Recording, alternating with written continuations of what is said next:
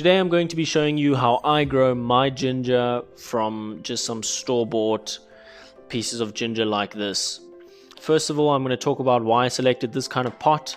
I picked a long rectangular pot just because your ginger is going to be growing in a horizontal direction, so I want to give it as much space as possible. Then the soil I'm going to be using is just some herb and sapling soil that I got here.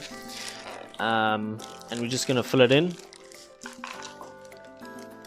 Finish filling in all the soil. Remember, the soil level will drop slightly once you water it.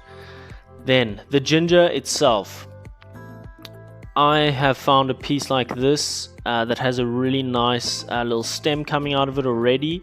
You don't need to wait for it to be quite this kind of size.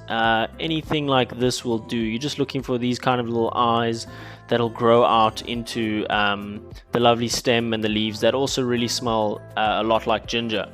So you can take this as is and just pop it in the soil. You don't want to put it all too deep, just enough to cover the whole piece of ginger, and that's really it.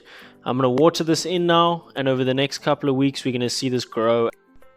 And when picking a place where to put this, keep in mind that your ginger originally comes from very tropical climates, meaning if you are in a country where it gets very cold over winter, you're going to need to put this inside.